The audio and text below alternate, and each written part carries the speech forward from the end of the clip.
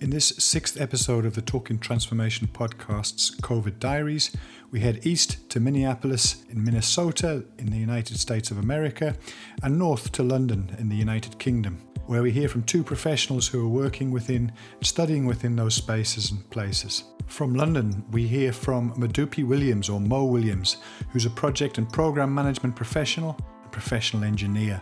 He's working very closely with the municipality and mayor of Freetown, the capital of Sierra Leone. And we hear from him in terms of his experience of that city and country, how they've gone about tackling COVID, particularly on the back of their experience with the Ebola outbreak that took place during the 2014 to 2016 period during this last decade. Jana le Roux is a South African attorney by trade who's currently studying urban planning and housing policy as a visiting fellow at the University of Minneapolis, Minnesota in the US. She tackles not only her observations of the US's response to COVID-19, but also tackles some familiar built environment issues here in South Africa, such as inclusionary housing, which has been a social and planning issue in the United States for many decades. Informal settlements, challenges of density and basic infrastructure provision are common challenges to both Sierra Leone and South Africa.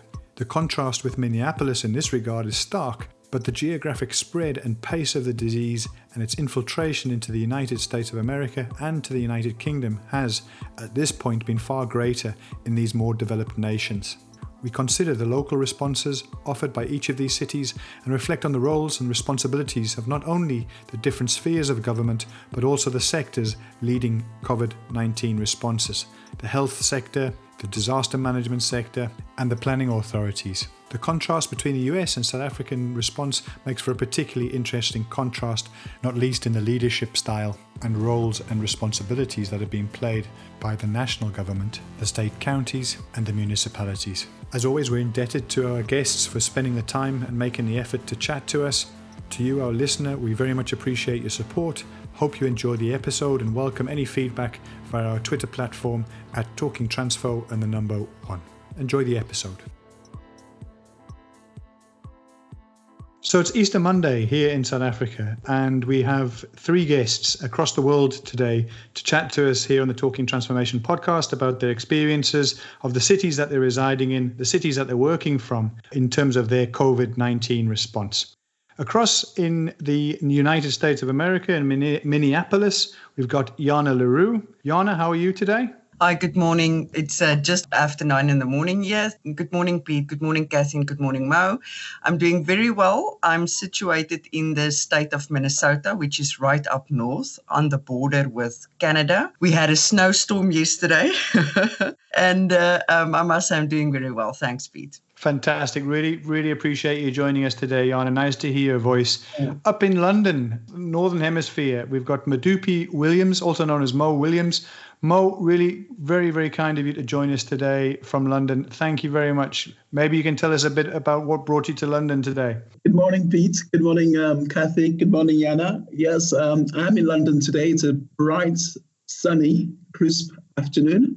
I am in London because my family lives in London, albeit I spent most of my year out in Freetown, Sierra Leone. I have come to London rather unexpectedly because my father sadly passed away about a week or so ago, and I've come to attend his funeral.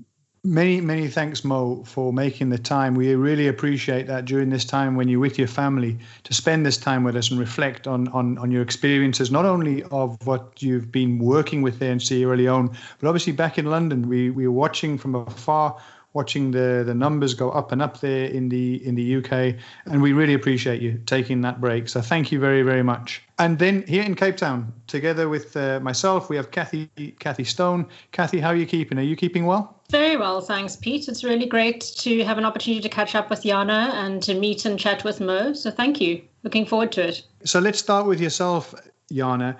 Your experience as a South African abroad, you're studying there in Minneapolis. What has been the response that you have seen in the city, in the state, and more broadly in the national context of America? What have been your observations over this last few weeks, months, as things have ramped up in terms of numbers and the response that's been required of the national and the state governments? What has been your observations during this period? Firstly, I would like to remind our listeners and for information purposes that the United States is, as we were taught here, I'm currently a Humphrey Fellow and on a year program here, and is that the states hold a lot more power than we think it does. The federal government does play a role, but the states in a crisis like this hold a lot of power. Minnesota is a state that is very law-abiding and that has been at the forefront of combating this pandemic.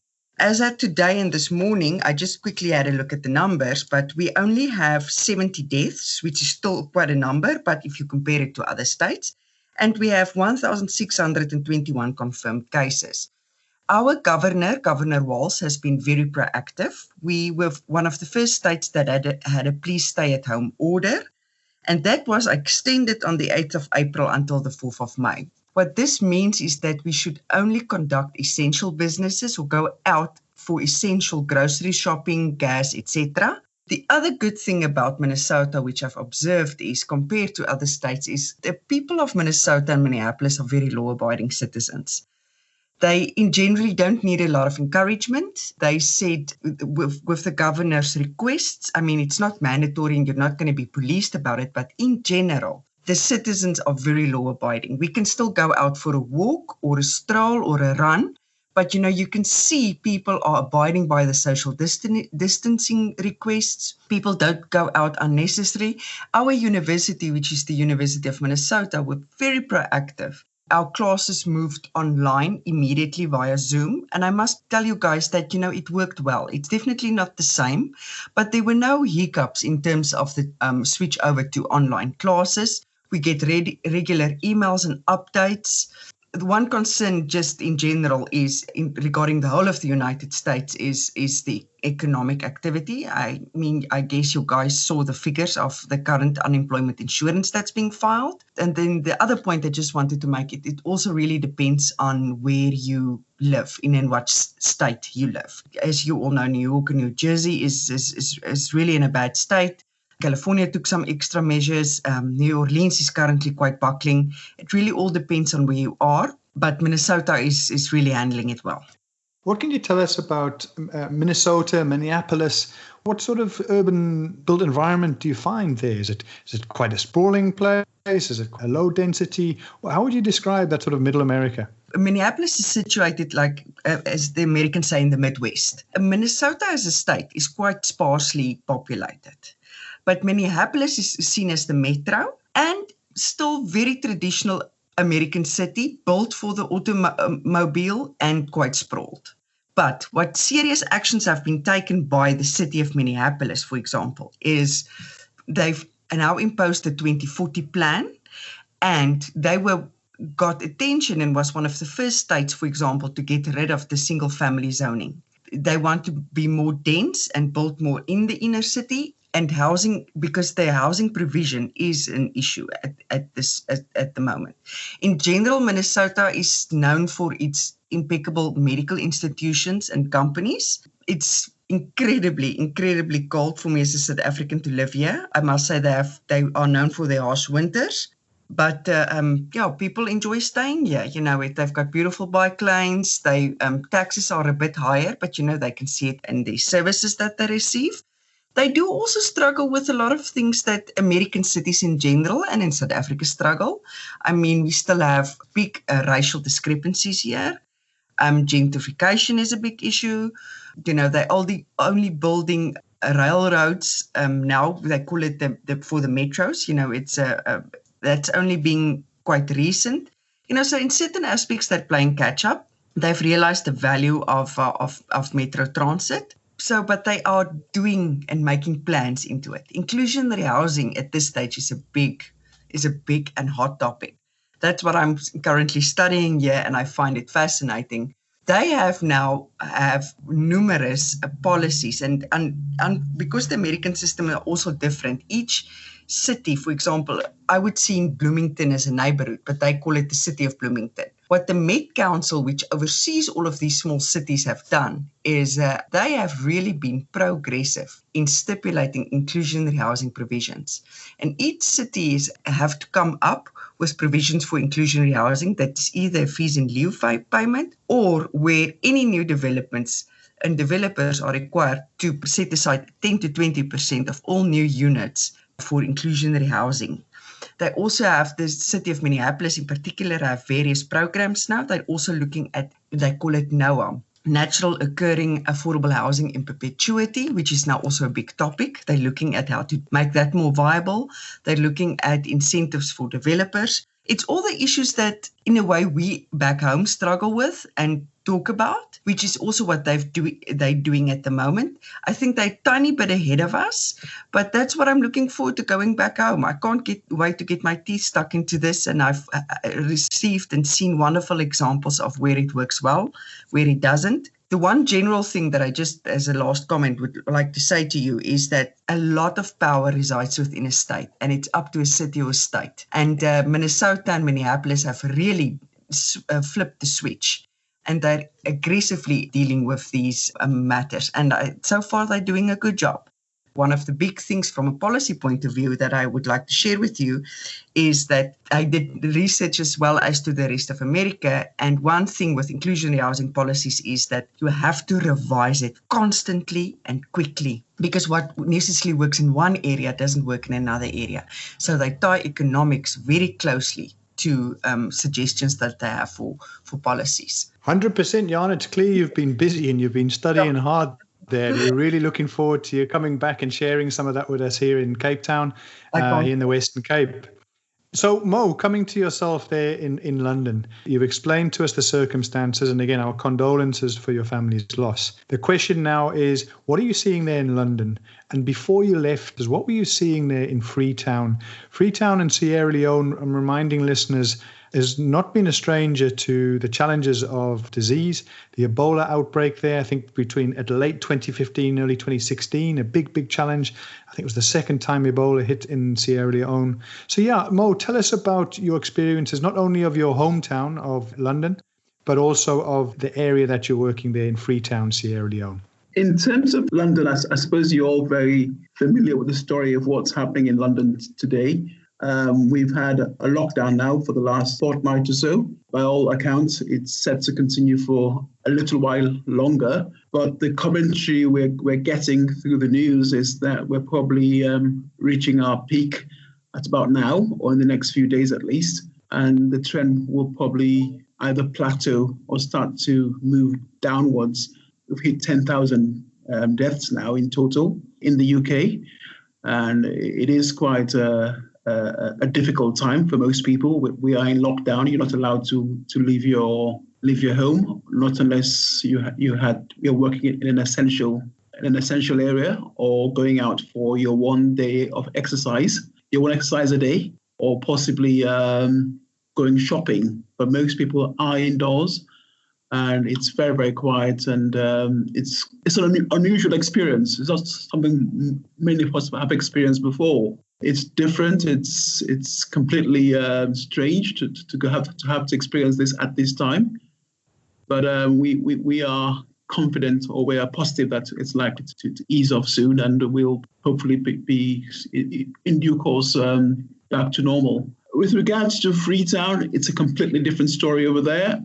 In Sierra Leone, as you said, we had the Ebola crisis in 2014, which lasted for the best part of 2014 into 2015, and it was kind of the illness or the epidemic was clustered around the three neighboring countries, Sierra Leone, Liberia, and Guinea. I think it was getting focusing on those three countries, and in some respects, Ebola was very much different from Corona, from what we're hearing.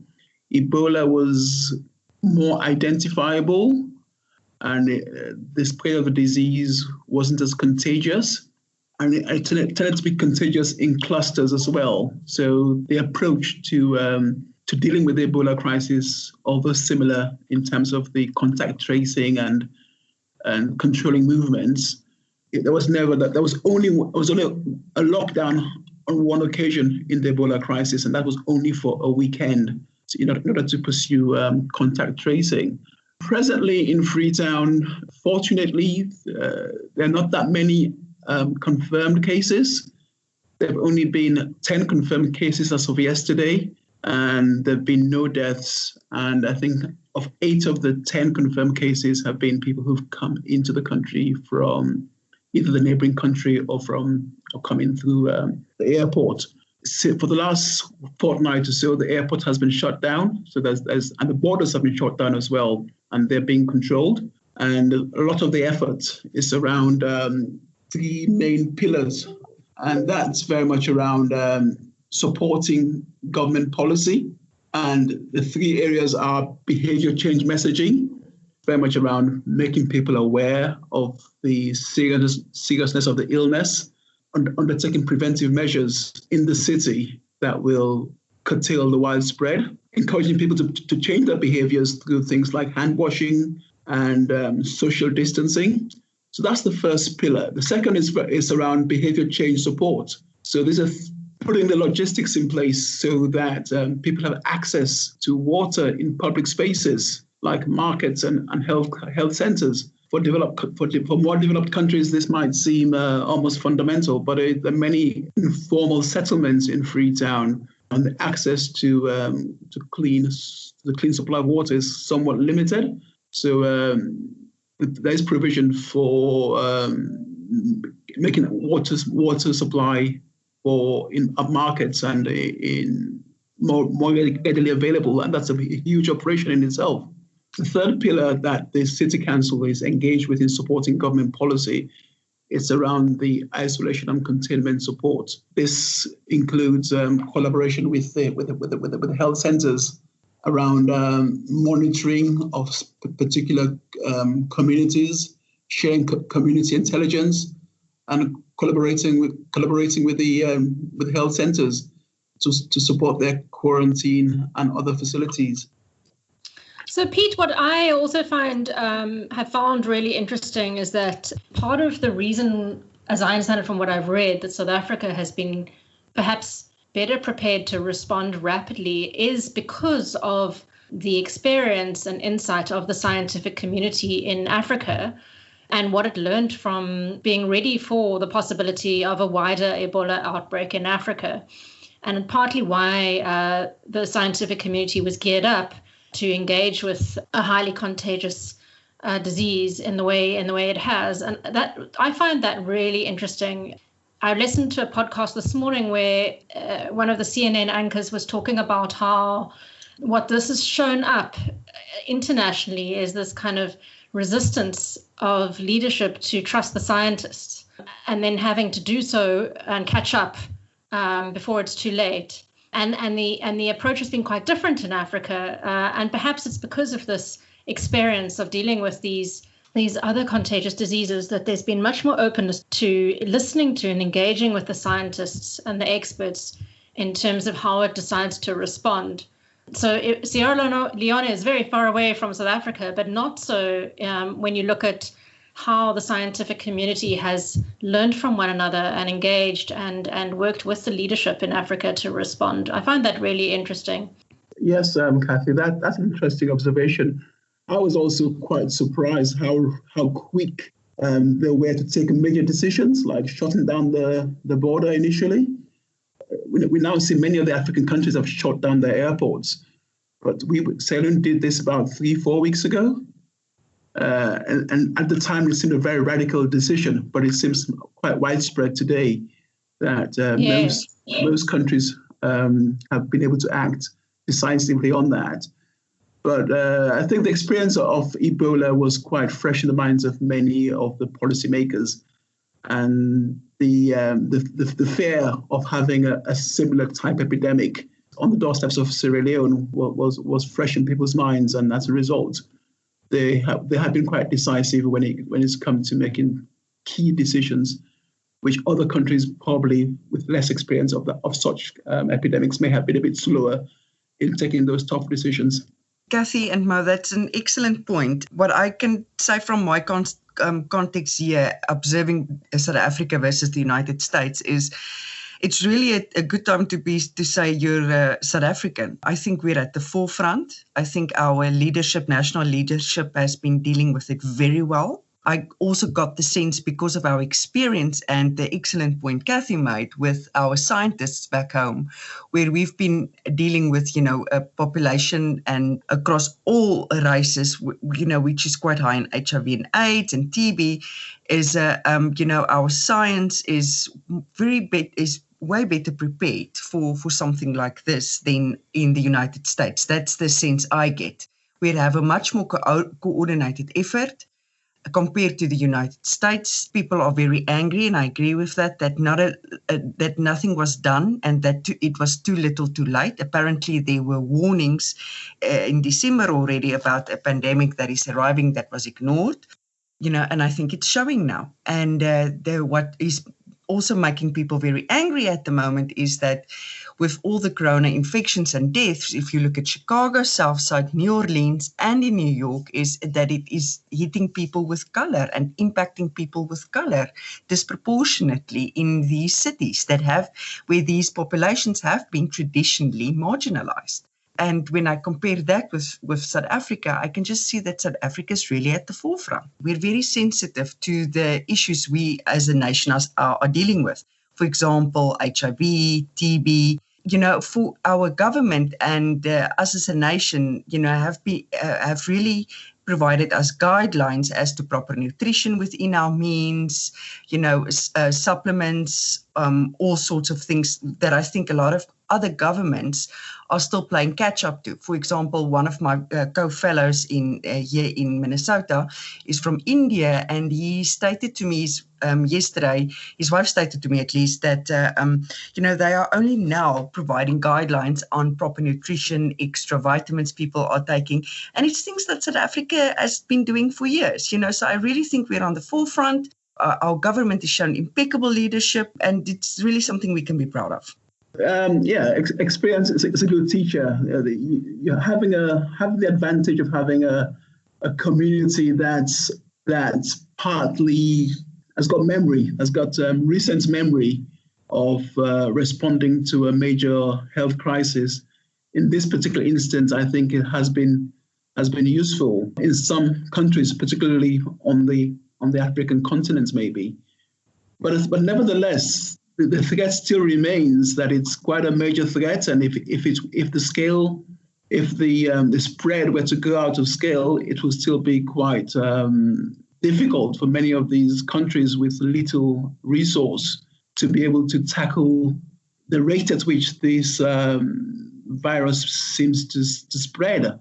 And the best way to, I think, and I think that's the government's policy in Sierra Leone, I think, is to try as best as they possibly can to keep the disease out and not allow it to, if it were to emerge in small communities, is to nip it very quickly before it spreads, because we're just too aware of the effort it will take to deal with it if it gets out of control. I think you're absolutely right, Mo. I mean, I think we're keenly aware of how unequal our cities are and how unequal and marginal the circumstances are of many people, and how that will impact on their ability to weather this crisis. I was interested because you're also in London right now, and Jana pointed to how perhaps in cities less aware of how unequal they are for many, this virus has exposed that, or the levels of awareness around health and nutrition and building one's resilience.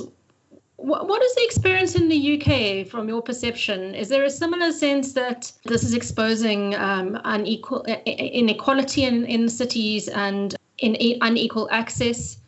Do you have a sense of that in the UK? I haven't been following the UK as closely as the US. Well, in the UK, there is the National Health Service, which every citizen has access to the National Health Service in the UK. So that, from that perspective, yes, we all have equal access. But in terms of personal resilience, I presume that will vary from community to community, where it's not an area in which I have expertise in to really give insightful comments, except personal observation. Yes, you would expect that if communities that are have got poorer health outcomes by virtue of lifestyle, then you will probably find, yes, the effect of the pandemic might be more severely felt in those communities, I'm guessing. But it's purely a guess, really. But in terms of access to healthcare, I think that's by and large pretty much the same right across the country. Yeah, that's another, to segue a little bit, that's also an interesting point. In South Africa, there's a raging debate around the state's intention to build a national health system and to introduce national health insurance and bring the private and the public health systems much closer together. And there's clearly a lot of resistance to that because I suppose perceptions around how these systems differ in terms of the quality of service they offer, although some of that is more perception than truth. And when you look at what's happening now, it's really interesting it'll be interesting to see whether the discourse in South Africa changes and the nature of the dialogue changes around an unequal health system as well, and what that might need to look at going forward, given the experience of other countries with widespread free access for all to health. But perhaps that's less about urban planning. It's really interesting, this whole question of the foundations, whether we're talking about the United States, whether we're talking about the United Kingdom or South Africa, the foundations of that health system have really been the way that, certainly in South Africa, the decision-making seems to have been premised on our capacity and the recognition that we're not going to be able to deal with a massive upturn in cases. The system, both the public and the private sectors as they exist right now, simply be overwhelmed. And we've seen even the best capacitated, whether it's Italy, whether it's the United Kingdom, etc., really struggling in terms of that upturn. And with our high densities, with our prevalence of poverty and those water and sanitation issues that you have alluded to in Freetown, Mo, those echoed in our informal settlements and many of our informal settlements here in South Africa. The whole question of putting almost the capacity at the forefront and saying we're going to defend our numbers. And we recognize that the challenge is going to be at the expense of the economy. The whole question of, the economic impact and the extension. I'm not sure if you're aware, Mo, but we had an extended 2-week period from the initial 3-week lockdown. So the country will have gone through at least a 5-week period of basically no activity, no economic activity outside of what you describe as the essential services, the same way that in the UK, movement is extremely limited.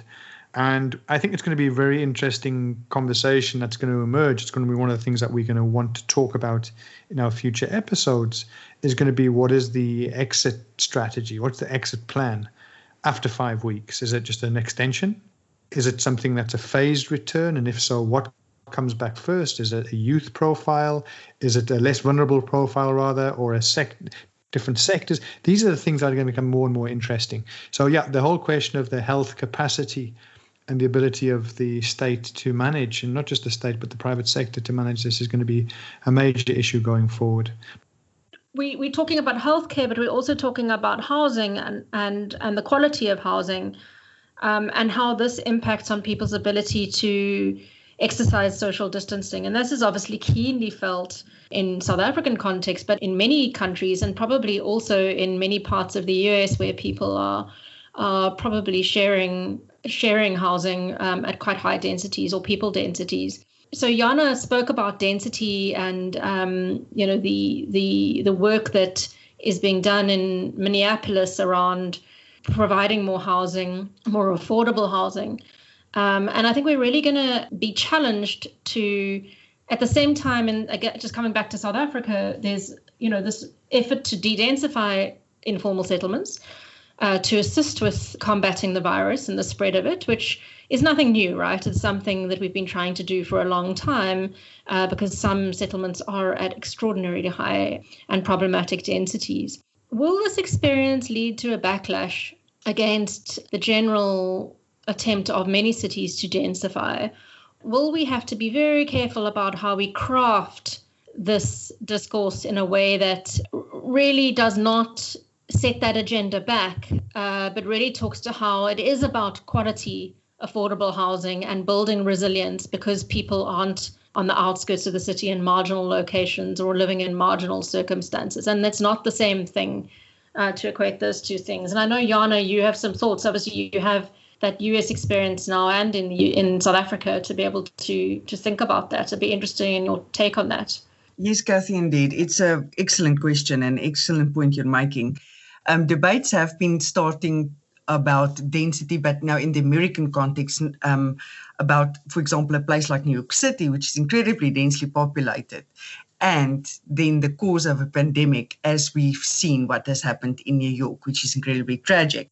There's a school of thought that says de-densifying is not a good idea. De-densifying in an informal context is appropriate, but you can't de-densify New York, for example. And how do you build resilience, or how do you use planning as a tool to prevent a rapid spread of a pandemic as we've seen currently? Singapore was used as an excellent example. And then last week, I read that Singapore's cases have also increased. So there's a lot of debates and ideas coming forth as to how do you deal with this problem. We talk here in South Africa about this idea of potentially de-densifying some of the informal settlements.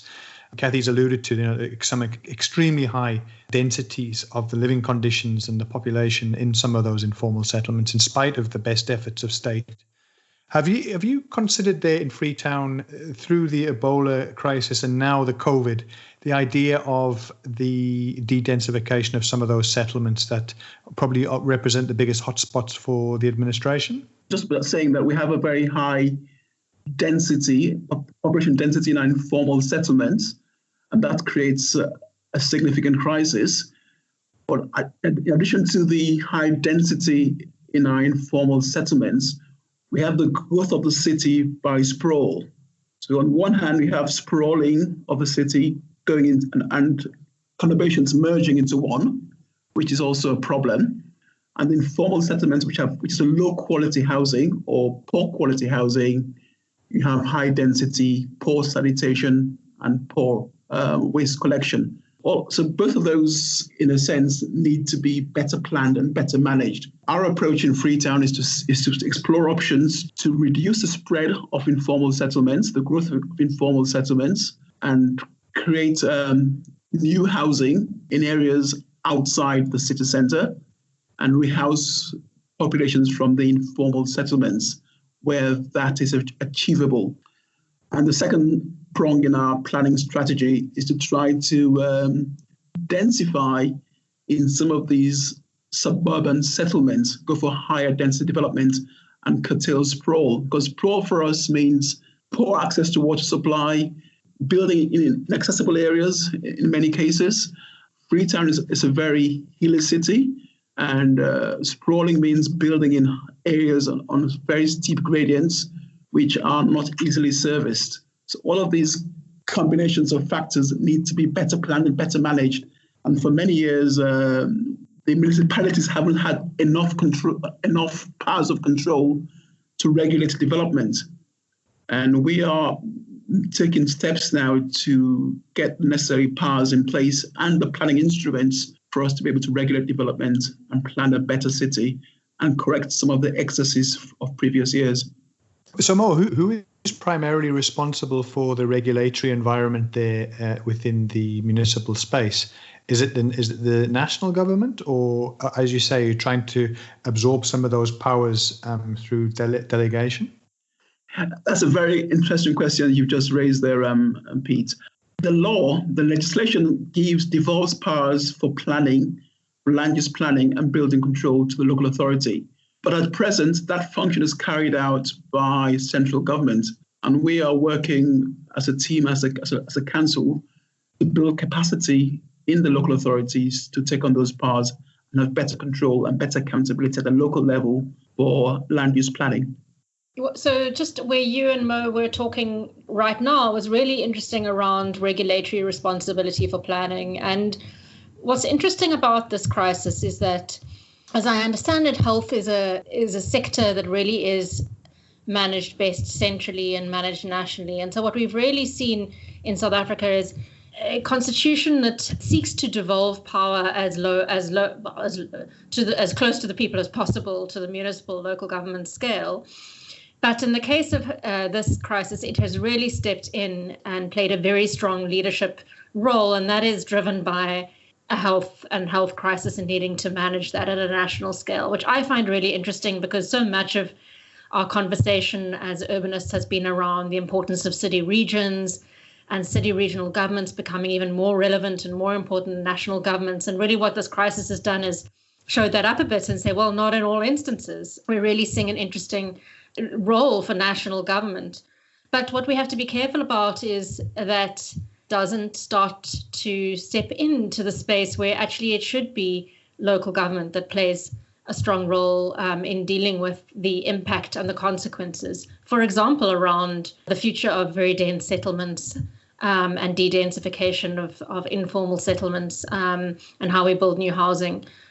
I don't really have a point so much, but a reflection on how this is showing up, that actually it's not just about city regional governments and becoming more relevant in these situations. You can see how important national government remains, but then also not to give away too much to this when you get back into the urban space and how the urban spaces best respond in a most relevant way for them to dealing with this. I was just going to add to the point about the this tension between central government and local government around the regulatory framework for urban planning. In the case of Freetown, what we were aiming towards was to create capacity within the local council to be able to be better prepared to cope with disasters. And I think that's what we're taking away from this. We didn't have the capacity or the preparedness to respond to the disaster quickly enough. Government having more resource was able to divert resource to the response more quickly than the council could. And the lesson for us is maybe we need to have some kind of a contingency set aside for disaster response, which is built into our planning framework. I think the question going forward is going to be post-COVID globally and within each of the different countries that have been badly affected. It's going to be a question of how do we get better speeds, better efficiency and coordination in the future. And that may require wholesale changes to the governance models that have been applied. I do think that, we talk a lot about now the idea of resilience and resilience within municipalities. And in fact, Mo, that's how we met, I think, through the whole sort of C40 cities program and so forth, and thinking about things on a resilience frame as much as a climate change, et cetera, et cetera.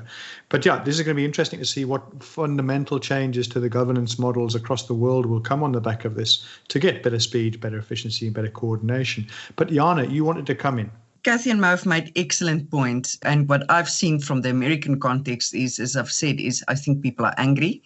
States are definitely angry because they feel like there was a lack of leadership from federal in forewarning them that something like this might happen. And I think they start when it really hit, they were caught off guard. And I won't be surprised if going in the future, states, after, they've flattened the curve and things are relatively back to normal, if they're going to take more measures into their own hands and within their own constitutions and powers, create more assertive means and guidelines for dealing with this. And I think cities are only going to play a critical role in that. I think big cities within states are going to work way more closely together in formulating better responses. Because what the lesson that's been seen from thus far from in the American context is that the federal government didn't step in to provide proper guidance and or at least provide funds or enough medical aid. It was a sense that everything was rushed, when the storm hit. And I agree with Kathy's point. It does prove and show that people look for leadership, and the South African national government stepped in, where the US federal government, in a way, the sense is that they failed. If I were in charge of even a city as a political leadership, I would instruct people like Kathy and Pete to amend my urban planning plans or strategies to include for pandemics like this as to how do I deal with it from a density point of view, and start making this tools and part of my planning going forward. That's what I would have done. And I think we'll see it here in the US going forward. People are also tying this into the climate change debate. There is unfortunately a lot written about it where people are saying that they think that climate change for now will take a backseat to the economy up and running again first, and then they will deal with the climate change issue. People in the US are also angry with the fact that they feel that nothing has really been done to drive the climate change agenda, unfortunately. So, colleagues, as we start to work towards a summary and a conclusion, we've covered a range of issues. We've talked about experiences of previous outbreaks in terms of the Sierra Leone example. We've talked about the slow response of the federal government to support the cities and the states in America. And we've explained the idea that South Africa has gone into this extended 2-week period of lockdown, which was going to have very significant impacts at least on the economy. And that's something I say we will talk about in future episodes to come. But is there any final summary points that people would like to make before we start to wrap? I've got one final point, and that is that South Africa has set the example. You can really be proud to say you're a South African at the moment. And I think in the South African context, with our high unemployment and poverty rate, I think they're doing a good job at the moment. Way better than, I must say, the United States. I think Africa more broadly has set the example. And I think that our scientists are so well networked and have learned from each other and built their preparedness across the continent, that our president talks about how we are cooperating within the context of the African Union with other countries and sharing information, sharing data, while other countries in the EU are refusing to help one another. There's so much to talk about that it's difficult to keep us focused on one thing. And I suppose the key thing is, what do we learn, and how do we, Mo's in this fortunate position of almost being able to build a new system for a city government and to build the capacity, and what do we all learn from this and build it into our practice, and how do we adjust and adapt our what we advocate for in terms of more equal cities, more inclusive cities, in a way that's able to respond to concerns of pandemics and what that means for urban form and how people live. So there's so much, Pete. It's difficult to summarize these things, isn't it? Because there's just so much to talk about. And really, I don't think we'll know until after this is over and we've been able to sit back and look at the information, look at the data, and really reflect on what happened, what it means for us. But we're learning along the way, and I think these conversations really hope to point to what we need to be thinking about. I think that's been the whole purpose of the COVID Diaries, Kathy, is, as you say, it's very difficult to pinpoint one element and say, well, that's it. And, the series of conversations, and in years to come, it'll be interesting to listen back to these and say, well, what were the themes that emerged as we went along, and how did we respond, and what were the lessons learned from different parties? So, I take your point completely. It's very difficult to summarize even a conversation that's sort of 40 minutes long or so. But Mo, from your side, any sort of final comments or thoughts before we say goodbye? Yeah, and the final comment was the point that Kathy and Jana were making around the link between the pandemic and possibly even climate change.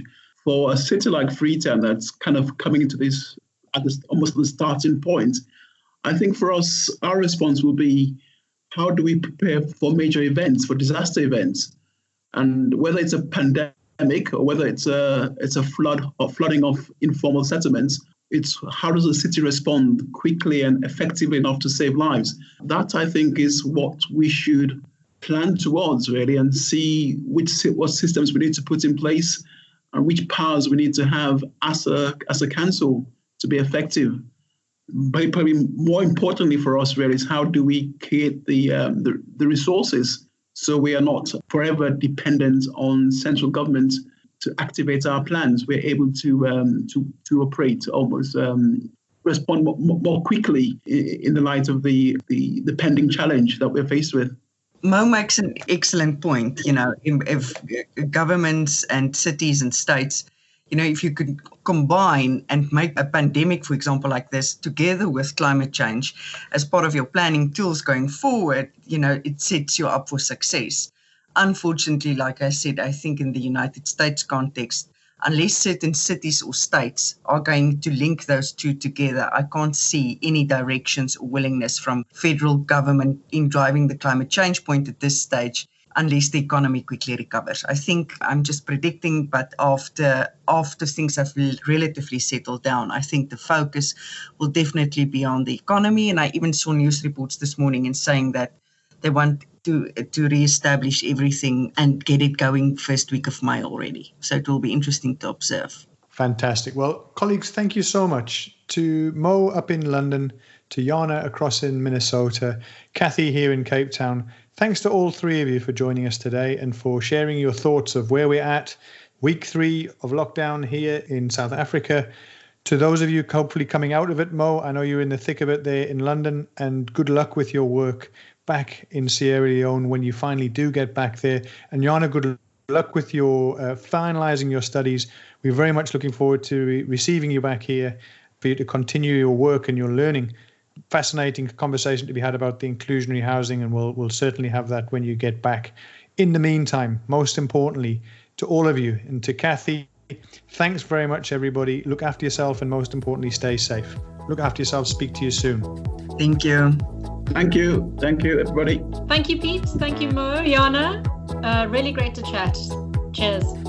We hope you enjoyed this episode of the Talking Transformation podcast. Please engage with us and let us know your thoughts on this episode. You can do so via the Anchor podcast platform. There's a voice message function available via the app. You can also follow us on Twitter via Talking Transfo and the number 1. So Talking Transfo 1. Our theme music is kindly made available by Tribal Need. Find out about the music, the street art shows here in Cape Town and Europe via tribalneed.com.